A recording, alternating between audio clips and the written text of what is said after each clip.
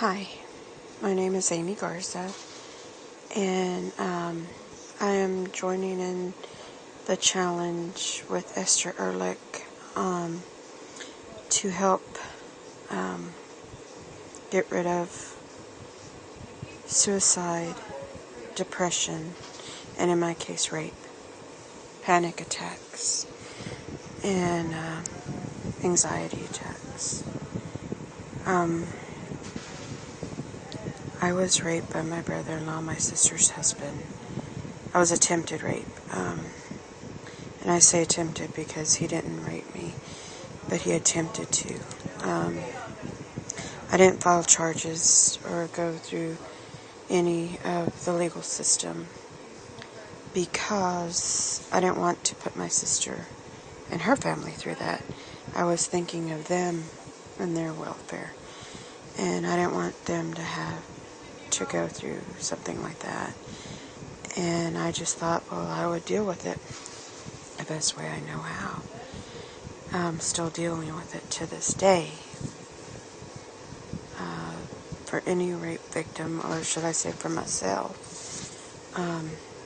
it's like a death. You don't get over it. You don't dust yourself off and put on your big grandma panties and get over it, because that's something you don't get over. It's something I think I am going to take with me until the day I die. Then I was raped by someone who I thought was a good friend. I was living with this coworker of mine, and she asked if he could spend the night. Well, I didn't think nothing of it. I said, sure. Because I knew this guy. I don't know, I felt like kind of his mother, mentor type person. I never thought in my wildest dreams that he would ever do anything like that to me. Woke up in the morning and it's like he was on top of me. And I told him, what the F are you doing on top of me? And didn't get off until he finished. So then I took a shower, scrubbed that crap off of me. I scrubbed hard because I just felt so dirty and so in shock. I couldn't believe that just happened to me. And then I went to work.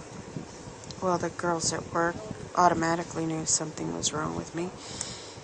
And it took a little bit of coercion, but I finally told them what had happened. And my boss said, get out of here, go find a cop, tell him what happened, filed a police report. And since this happened in Travis County, I had to file it over there. So met up with some cops, went through everything, told them everything. Then they came with me to the house. They had to pick up the bed linen, my underwear, the clothes I was wearing. I gave that all to them, and I don't know, it was just surreal to see them take all the bed linen, my clothes, put them in these brown paper bags, and I don't know, it's just, there are really no words that can describe how I felt. Violated, I guess, is the main word that comes to my mind. I was violated. And in my home, no less.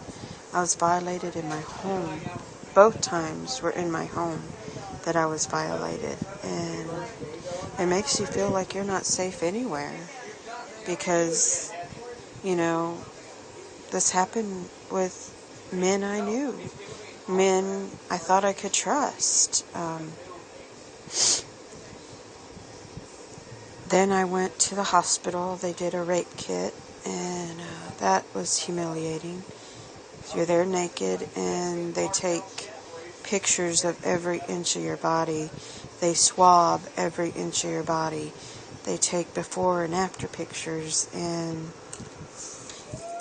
it's humiliating, and it's horrible, and degrading, and violating again. Very violated. And I was by myself, and It would have helped had I had somebody there with me. But there was no one I could call, or no one that I could even think of to call. And I felt like I did all this rigmarole for nothing. They didn't believe me. They believed him. You know, he may have been younger than me. And like I told the detective, I thought when a woman said no, that meant no.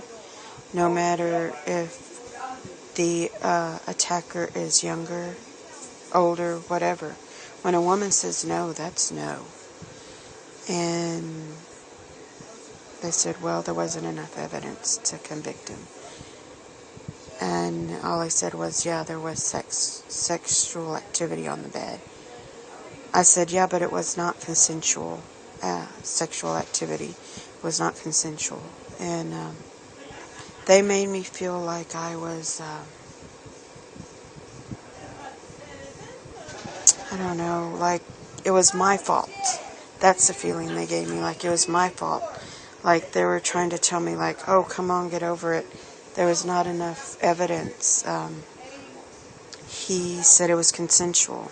I said, okay, so any Joe Blow can come in out of the street and say, oh, it was consensual, and you're going to believe him over the victim? And another thing was that my friend didn't beat me up.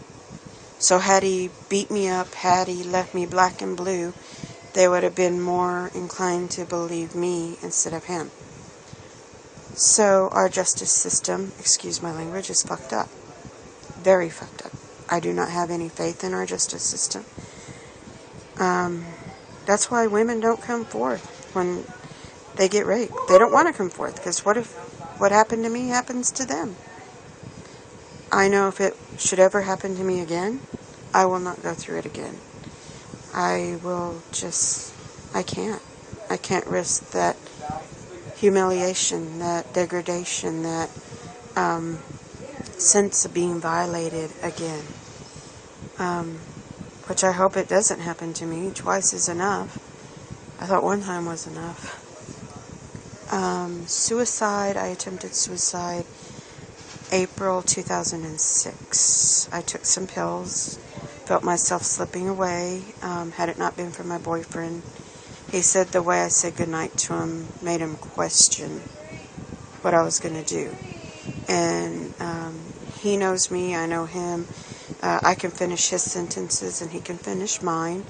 And so he came and checked on me, and he saw the bottle of pills that I had swallowed down, and he was trying to revive me. He made me throw up, and he called EMS. They took me to the hospital.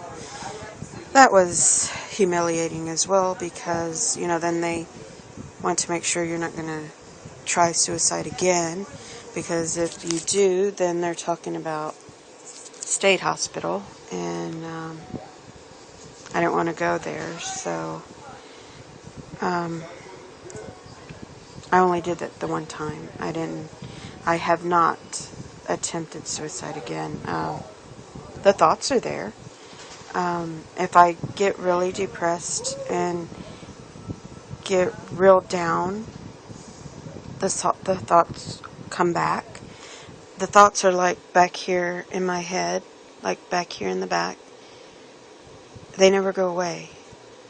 And like Esther said, it's like a demon, or it's like someone that's inside your head telling you, take the knife, slit your wrist, take the pills, you know, just kill yourself, off yourself. It's not like your family's going to care. You know, my family probably be happy if I killed myself, because, you know, to them, I'm a disgrace. To them, I bring shame to their lives, I guess. Because my story, I went kind of from a riches to rags. I am rock bottom. I am homeless. If it wasn't for my good friend Misty, I would be out on the street.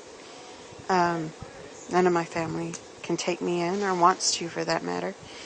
I am very glad and fortunate for Misty letting me stay here with her. I mean, and I have two brothers that I love dearly, and that have helped me out, and they love me, so I know they would be upset if I were to ever do something like that. The other ones probably it'd be like a big weight's lifted off their shoulders and something that they don't have to worry about anymore. You know, they're just waiting when I'm going to do it. Not if I'm going to do it, but when. So, yeah. And depression I've had since 1987 when my dad died. I was only 19 years old and a daddy's girl, and that was really hard. My family has called me names from you're crazy, you're mental, you play the victim well, you're nuts. You know, I may be all those things. I may be crazy, I may be mental, I may be nuts. If you were raped, not once, but twice, and let alone by your brother-in-law and by a good friend, then yeah, I think you would be a little crazy, a little nuts, a little more protective, a little more on edge, on guard, because, you know, it's like you can't trust anybody, because it happened twice and it was two people I knew well. And it's like you can't trust any man anymore. So, yeah. You know, I guess I am crazy. I guess I am mental. But being raped, attempted rape and raped twice, I mean, you know, 2 times, and then losing my parents, and I haven't really come to terms with the loss of my parents. And I hate that because I want to come to terms with it, and I'm trying to. And I want to come to terms with my rape, and I'm trying to. And I'm seeking help right now, so I'm hoping that'll help me out. But anyway, I want to call out Misty Vickers. She gave me a place to live, and because she's been here for me, and if not, I'd be on the street. Carolyn Grumbles. She's been with me through thick and thin, high school, and to now. Still Fleming. She's another one of my teachers who has been there through thick and thin. We may not see each other all the time, but I know she's there, she knows I'm here, and we're here for each other. And Esther Ehrlich. I love her post, and I just love Esther. The 2 celebrities I want to call on is Sofia Vergara and Slash. I love Slash. His music, his songs has gotten me through a lot of my depressed, manic states that I get into. He has stopped me from trying to commit suicide.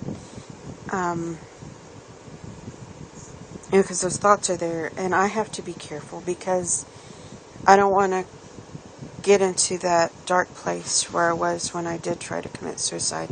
Because those thoughts are there, and when you get really depressed, that demon, that little person in there comes and tells you, go ahead and do it. Go ahead and do it. You'll be better off. You know, everybody would be better off without you. That's how I feel sometimes. But I really hope Slash gets this message, and Sofia Vergara, and I hope they take us up on this challenge to end suicide, rape, and depression, panic attacks, anxiety attacks. I can also want to help people, talk to people, and I think if we rallied around and got some sort of support group that would help me, and I know that would help a lot of other people, if I can just save some lives and help someone, talk them away from suicide, help them if they got raped, help them if they have a loved one that has dementia or Alzheimer's. My mom died of dementia, so I know what that's like. And I hope Slash gets this message. I want to meet him. That is my wish, to one day meet Slash. I want to hug him, and I want to give him a kiss on his cheek. And I just want to thank you, Slash, for your songs, for your music, for your guitar playing. I would love to learn to play guitar like you. And I know that's just a dream, but it's a good dream. And you've got me out of a lot of times where I thought I should end my life. Your music has helped me and got me through it. And I hope to one day meet you. Okay. Well, this is for everyone out there. America, let's do this. Let's save lives. Let's decrease the suicide attempts, and let's decrease the depression, bring down the rate. If I can do that, I'll be happy. Alright, bye America. Thank you for listening.